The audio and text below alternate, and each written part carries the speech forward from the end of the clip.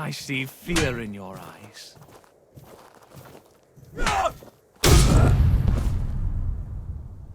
2025 is turning into an absolute slugfest for RPGs. It seems like I say this every year, but this year in particular has given a lot of love to role-playing games, specifically first-person oriented RPGs. You might have checked out Kingdom Come Deliverance 2, a fantastic sequel to an already underrated hidden gem. If you had time off from KCD 2, you might have also tried Avowed, released shortly after, which may not have been a great example of an Obsidian RPG, but is the quintessential bear genocide simulator. KCD 2 alone was honestly enough to keep me entertained for the first half of this entire year, but no, Bethesda has to just mosey along and casually shadow drop the remaster to literally my favorite fucking RPG of all time. Even outside of first-person RPGs, you have the massively hyped Claire Obscure Expedition 33, which I haven't played yet, and the final update for Baldur's Gate 3 dropped, which has been soaking up most of my pre-bedtime Steam Deck hours. We have been eating like absolute fucking royalty, and it's gonna be hard to determine what the RPG of the year is gonna be. And that's about to get even harder because one of the RPGs I covered in 2024 is coming back with a vengeance. If you're familiar with my channel, you may remember a video I made in late 2024 talking about Scrolls likes, a made-up name I attributed to a handful of indie RPGs that are either partially or heavily inspired by the Elder Scrolls games. After all, we have more Souls-like games than you could shake a +10 Rivers of Blood at, so why have developers not done the same for literally one of the biggest RPG franchises of all time? There are several aspects of the Elder Scrolls that you can see in other games, but there really is a distinctive vibe to them that no other game has been able to fully capture. And I've been chasing that vibe for some time. A lot of people were not a big fan of me using the label Scrolls-like, because they believe it reduces the games that fall under that label to just a wannabe of Skyrim or Oblivion. But I think this is a bit of a stretch and is really just a knee-jerk response to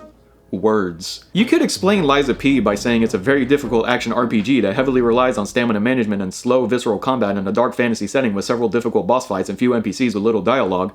Or you could describe it as a Souls-like and instantly convey the general vibe of the game with just 2 words taped together. It's not really reducing it, but rather finding a more simplified way of explaining it that would appeal more to people who really enjoy that specific gaming niche. If you like Dark Souls, then you might like Liza P. That makes sense. If you like Skyrim, you may also like, I don't know, The Witcher 3, Far Cry 3, you know, Skyrim with guns. Hopefully you can see where I'm coming from with this. While I absolutely did not coin the term Scrolls-like, I want this to be an actual subgenre of RPGs so we can get more RPGs with that style of gameplay and not the same gaming news article constantly listing Baldur's Gate 3 as a similar game to Skyrim when they are nothing alike. Fortunately, there are a number of developers who have set out to capture that same Elder Scrolls magic. But what if I told you that one studio would rise above the rest and not only capture that magic, but perfect it? Introducing Tainted Grail, The Fall of Avalon.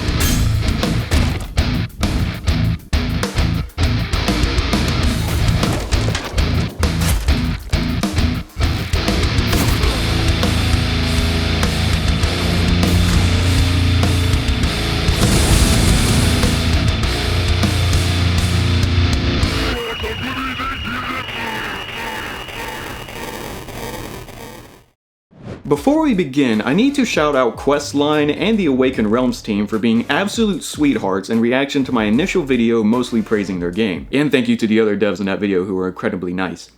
This video is not sponsored by the company or anything, and I bought this game with my own money back when it was in early access. But after my first Scrolls-like video went viral, they reached out to me and sent me a gift, which was the first time I ever got that kind of treatment because of the game I covered. I was expecting something small and modest, like a nice thank you letter or a signed photo of the devs or something. But no, they sent me the entire fucking Tainted Grail Kings of Ruin campaign. I'm honestly kind of stunned at the generosity here. So a big hearty Nazdravya to Awaken Realms for the love. Right, now that we got the glazing out of the way, Tainted Grail The Fall of Avalon is a dark fantasy RPG video game based on a Tainted Grail tabletop RPG, which is set in a dark retelling of Arthurian legend. Long ago, King Arthur and his people have fled to the island of Avalon to escape the plague, but have discovered that the island is also plagued by an omnipotent entity known as the Weirdness.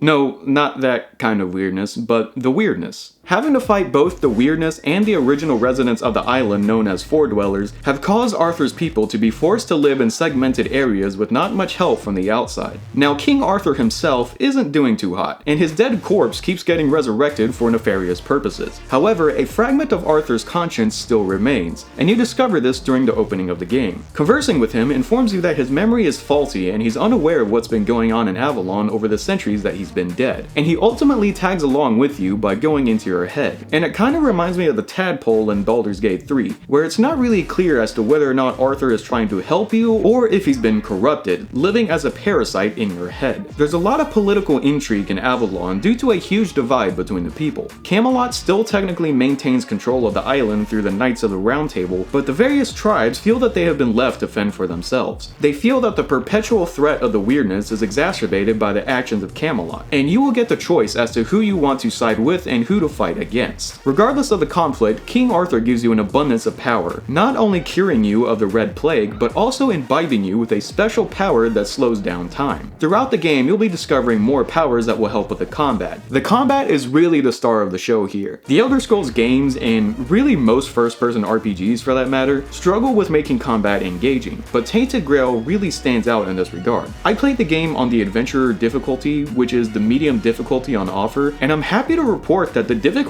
feels much more refined and sensible than it did in early access. The instant one-taps?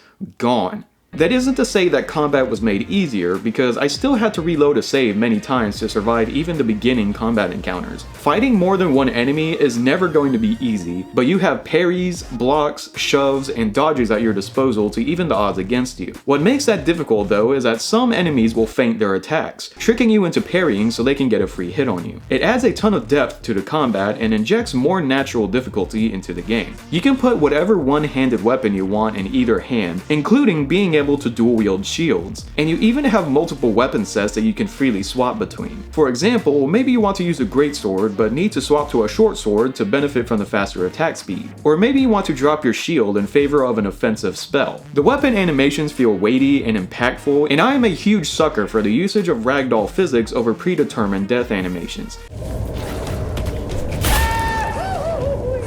Attacking enemies will create this really subtle slow-mo hit stop effect, and it never gets old. When I bonk someone on the top of their head with a massive bone club, I half expect the force of it to nail them into the fucking dirt like a cartoon character.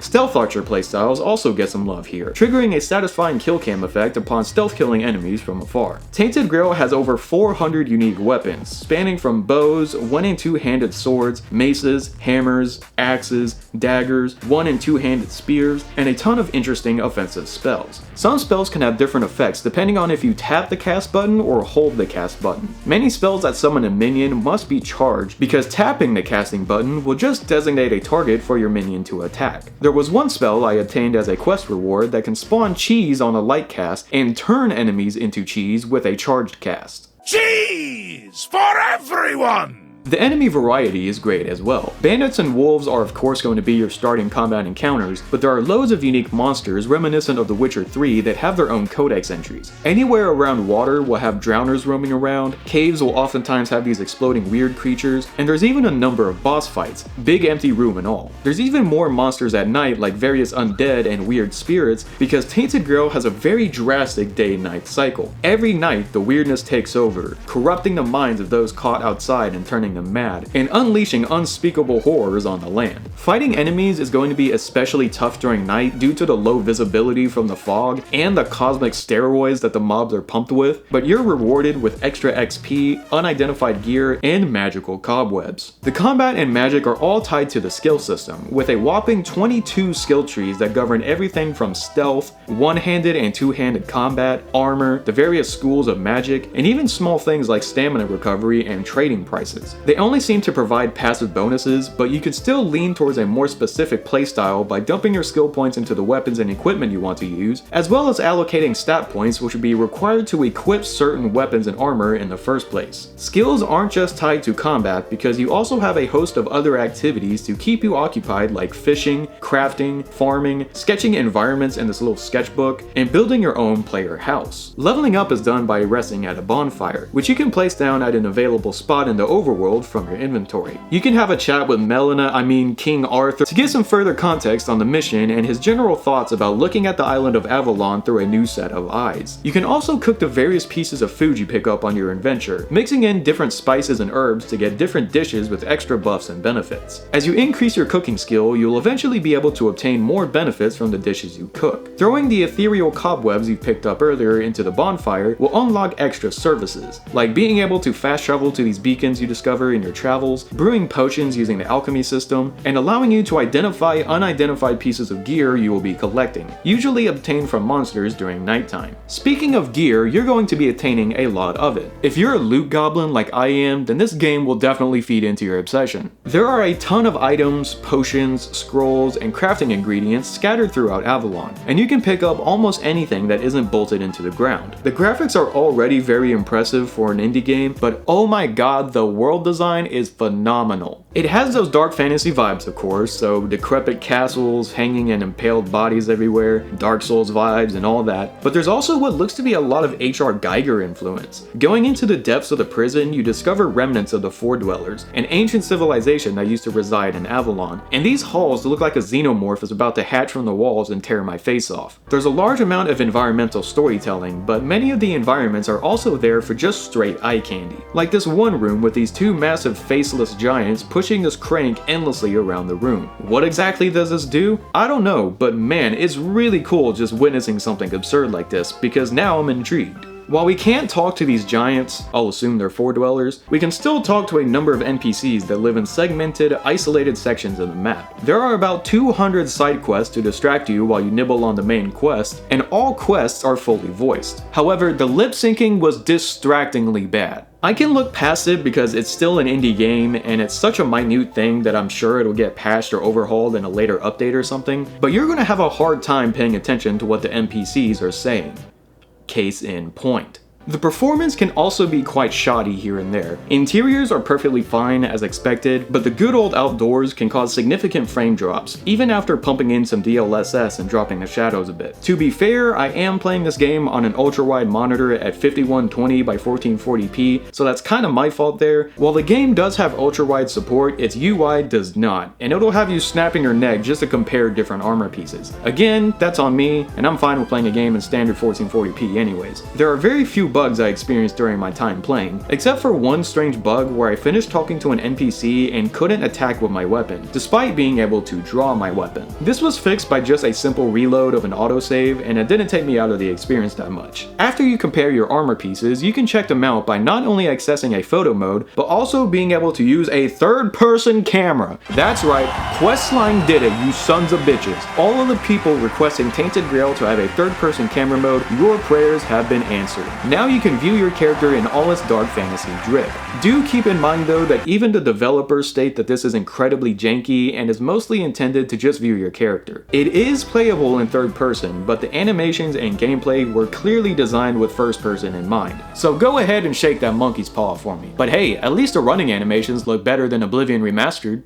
All in all, I think Tainted Grail: The Fall of Avalon absolutely kills it in regards to being a great RPG that pays homage to its influences while also standing out on its own. I mean, they're offering horse armor as a supporter edition bonus. You gotta love that little nod to the Elder Scrolls. The lore and main story quests are fascinating and kept me at my monitor ready to find out what happens next. And the intense combat kept me at my toes and made me carefully consider my skills and equipment choices before venturing into a new dungeon. The armor design, weapon design, and damn near everything design is top fucking notch, and I can't wait to fully play this game and get to the next few zones. Tainted Grail is $44.99 outside of a sale, which may be a bit high for an indie game, but trust me, this is a lot of content to sink your teeth into, and even just the starting zone could easily soak up 20 to 30 hours of your time if you tackle side quests and other activities during the main story. I'm really excited for Questline and Awaken Realms for getting this game past that 1.0 finish line, and I'm patiently waiting to see what kind of an impact it could have in the RPG zeitgeist. This was a game that initially inspired me to make my Scrolls-like video, and hey, if this blows up and more people really do want an RPG similar to the Elder Scrolls, this really could become its own subgenre of RPGs, and we'd be getting even more RPGs in the same vein. Here's hoping that becomes true, but until then, Tainted Grail will definitely keep me occupied. So are you going to be playing Tainted Grail, the Fall of Avalon? What build are you going to use? Let me know in the comments below. I'd love to see what you guys have to say about this. I'm actually working on 2 different videos right now, and one of them is looking to be my biggest video of all time, so stay tuned for that. It's going to be a bit different than the usual RPGs I cover. Na zdrowie!